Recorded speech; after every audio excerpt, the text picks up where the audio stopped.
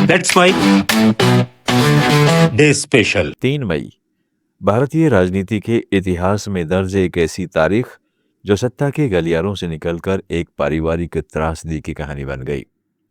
यह दिन उस नेता की विदाई का दिन है जो कभी देश की राजनीति के केंद्र में था, रणनीतियों का मास्टरमाइंड माना जाता था और जिसे अटल बिहारी वाजपेयी और लाल कृष्ण आडवाणी का बेहद करीबी माना जाता था। हम बात कर रहे हैं प्रमोद महाजन की, एक ऐसा नाम जो तेजी से उभरा और अचानक ही एक दर्दनाक अंत का शिकार हो गया। तारीख 22 अप्रैल 2006।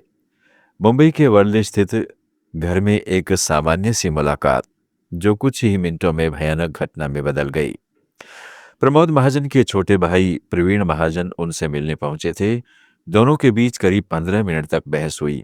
यह बहस इतनी तीखी हो गई कि आवेश में आकर प्रवीण ने रिवॉल्वर से प्रमोद महाजन पर 3 गोलियां चला दी।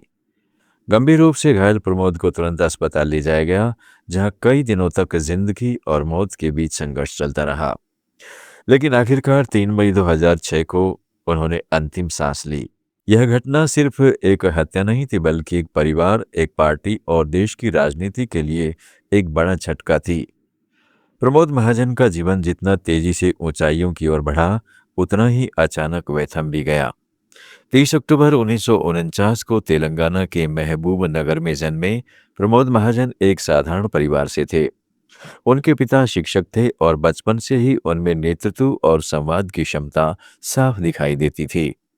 स्कूल के दिनों में वे बहस प्रतियोगिताओं में हिस्सा लेते और अक्सर जीतते भी थे। यही गुण आगे चलकर उनकी राजनीतिक पहचान की नींव बने।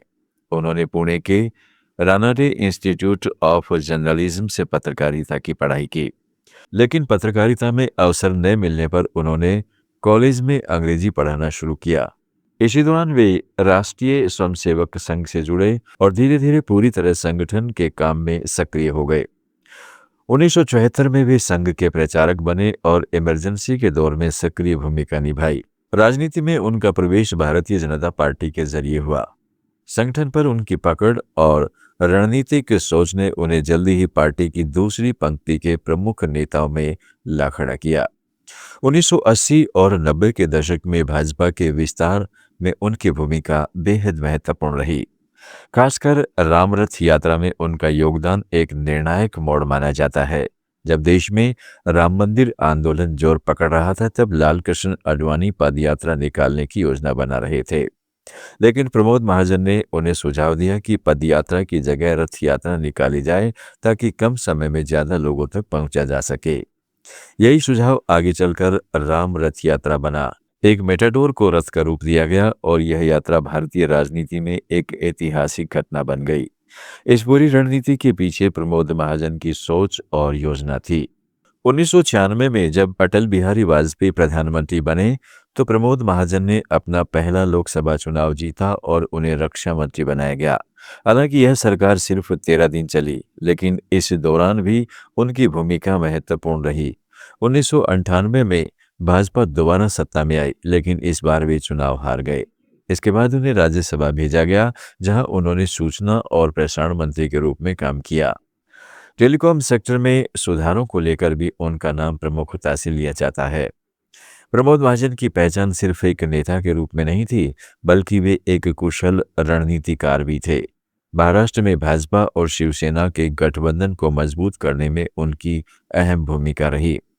इंडिया शाइनिंग जैसे अभियानों के पीछे भी उनकी सोच और रणनीति थी, लेकिन उनके कैरियर पर कुछ विवादों के साए भी रहे।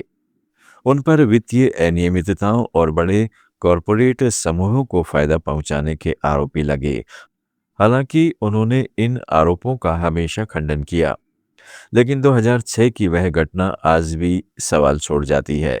आखिर ऐसा क्या हुआ कि एक भाई ने अपने ही भाई पर गोली चला दी? आधिकारिक तौर पर इसकी कोई स्पष्ट वजह सामने नहीं आई। हालांकि यह कहा जाता है कि दोनों भाइयों के बीच पारिवारिक संपत्ति को लेकर विवाद चल रहा था।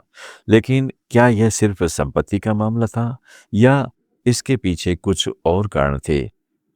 यह आज भी रहस्य बना हुआ है। प्रमोद महाजन की मृत्यु ने भारतीय रणनीति में एक बड़ा खालीपन छोड़ दिया। वे उस पीढ़ी के नेता थे जो परंपरा और आधुनिकता के बीच संतुलन बना सकते थे। उनकी संवाद शैली, उनकी रणनीतिक सोच और उनका संगठनात्मक कौशल उन्हें भीड़ से अलग बनाता था। 3 मई का यह दिन हमें सिर्फ एक नेता की मृत्यु याद नहीं दिलाता, बल्कि यह भी बताता है कि सत्ता, सफलता और प्रभाव के बीच भी इंसानी रिश्ते कितने जटिल हो सकते हैं। एक ऐसा जीवन जिसने राजनीति के शिखर को छुआ, उसका अंत एक पारिवारिक त्रासदी में हुआ। यह अपने आप में गहरी सीख है। आज जब हम प्रमोद महाजन को याद करते हैं तो उनके योगदान, उनकी उपलब्धियों और उनकी अधूरी रह गई संभावनाओं को भी याद करते हैं। यह दिन हमें यह सोचने पर मजबूर करता है कि इतिहास सिर्फ उपलब्धियों से नहीं, बल्कि उन कहानियों से भी बनता है जो अचानक अधूरी रह जाती है। देश स्पेशल में आज इतना ही। जुड़े रहें लेट्स माइक के साथ।